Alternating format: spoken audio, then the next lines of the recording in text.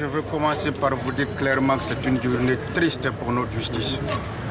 Une journée triste pour ce procès, une journée triste, mais nous ne sommes pas étonnés.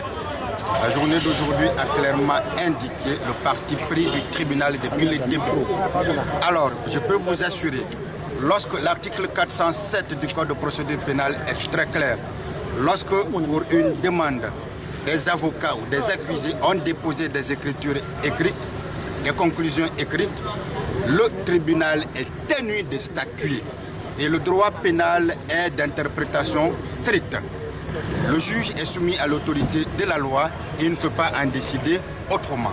Son rôle, sa mission aujourd'hui était de tout simplement mettre cette affaire en délibéré et décider d'un jour pour statuer. Et il doit statuer par écrit en motivant, point par point, tenant compte des conclusions qui lui ont été présentées, des réquisitions qui lui ont été faites également par le parquet avant de donner sa décision, de lire le dispositif.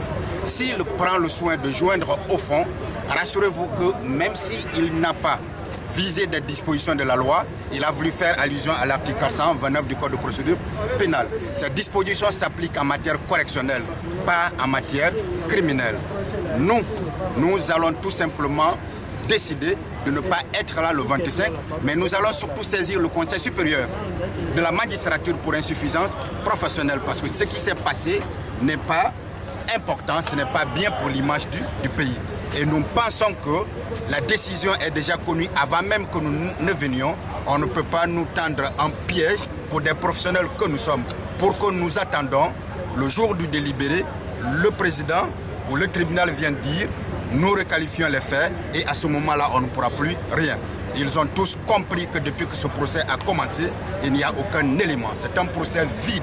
Il y a un parquet qui n'a pas travaillé sérieusement à la base. Parce qu'il n'a pas travaillé sérieusement à la base, il ne peut pas profiter du temps de cette procédure pour essayer de rectifier ce qu'il a fait.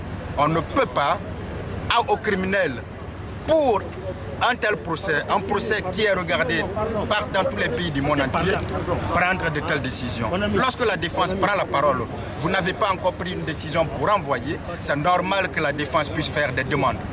Ce sont eux qui ont mis leur affaire en délibéré. Ils avaient la possibilité, tout simplement, de rabattre le délibéré et de rendre sa décision.